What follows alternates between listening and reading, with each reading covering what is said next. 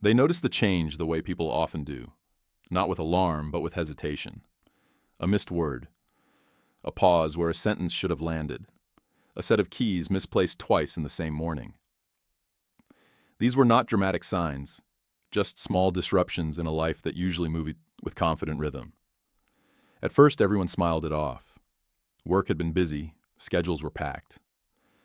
Life has a way of scattering thoughts when it moves too fast. But when the pauses lingered, when energy dimmed and evenings ended earlier than they should have, the house seemed to quiet around an unspoken question. The moment laughter fell away. What began as forgetfulness slowly took on weight. Appetite faded. Meals were left half-finished. Rest no longer refreshed. The lightness that once filled the rooms thinned, replaced by a watchfulness no one named out loud. Laughter, once automatic, became deliberate. It wasn't fear yet, but it was close enough to cast long shadows.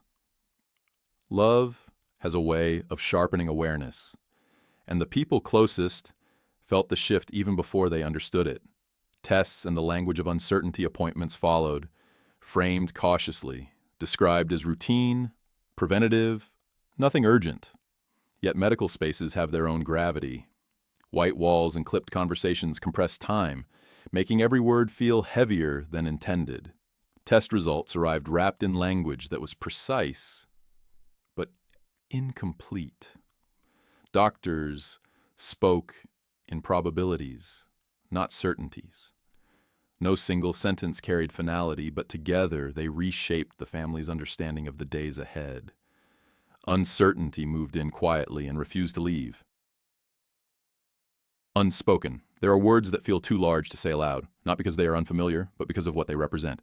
Even the possibility of serious illness sat between them, like something fragile and dangerous, requiring care simply to acknowledge.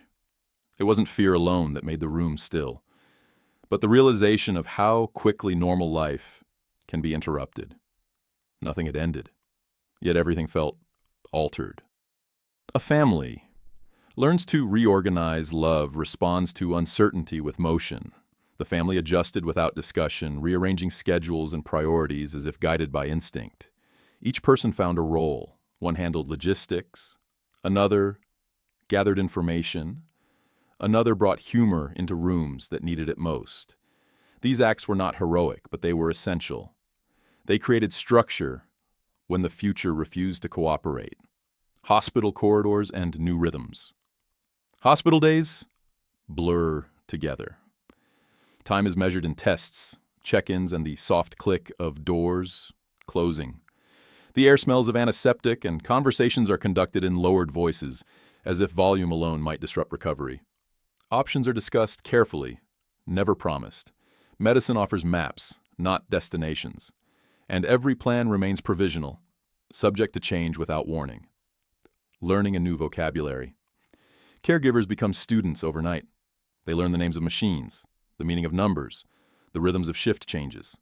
Knowledge becomes a form of control in a situation that otherwise resists it. Notes are taken. Questions are asked twice. The mind stays busy to keep fear from settling too deeply. Mastery of detail becomes a way to protect the people you love. Living with two realities. There is the private world of waiting rooms and whispered updates, and then there is the public world, where curiosity moves faster than truth. Screens fill with speculation. Silence is interpreted as secrecy. Careful words are stretched into narratives they were never meant to hold. The family learns how thin language can be when placed between grief and attention. The fragility of public moments. A single image, stripped of context, can become a symbol no one asked for. Emotion captured mid-step is replayed and repurposed, turned into certainty by repetition. The reality is always quieter than the headline. It is made of exhaustion, confusion, and the steady work of holding on. Statements are offered not to perform, but to protect, though protection is never guaranteed.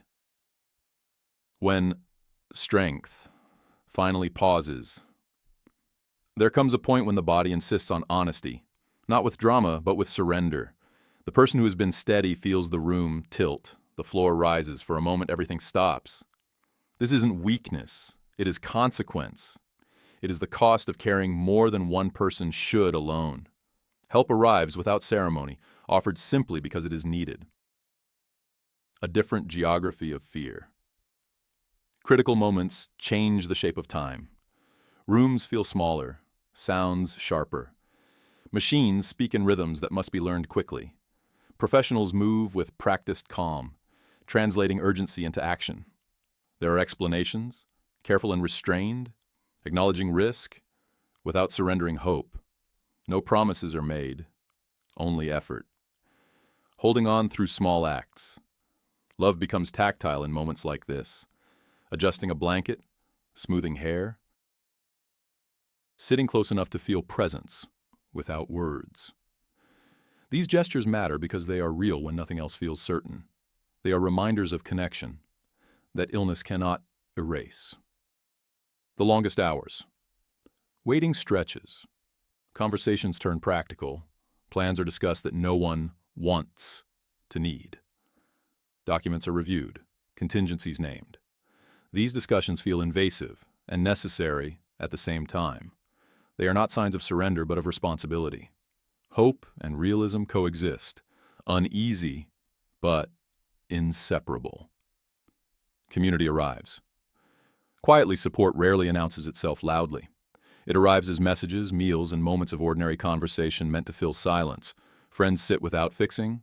Strangers offer kindness without expectation. These gestures form a quiet structure beneath the family, holding them steady when their own footing feels uncertain. Measuring progress in inches. Recovery, when it begins, does not arrive all at once. It shows itself in numbers trending slightly better, in moments of clarity, in a smile that feels more like itself.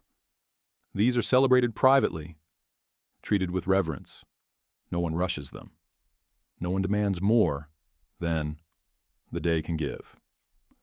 Setbacks and patience.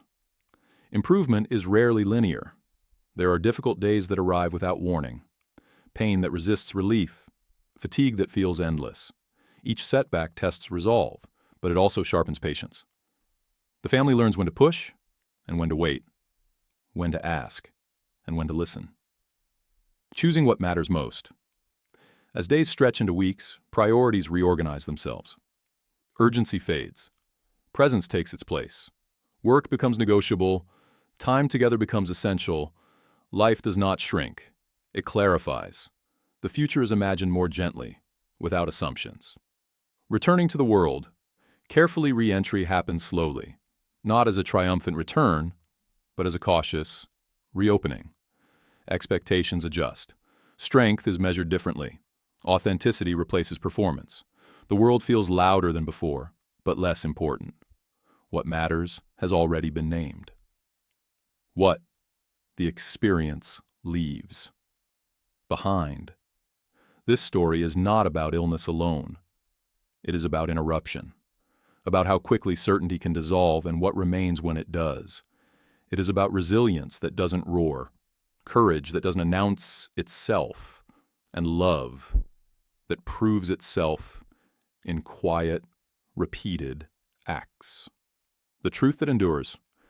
In the end, what lasts is not the fear or the headlines, but the connection forged in stillness. Life resumes, but it does so with softer edges and deeper awareness. Nothing is taken for granted. Everything is held a little closer, and that perhaps is the lasting change.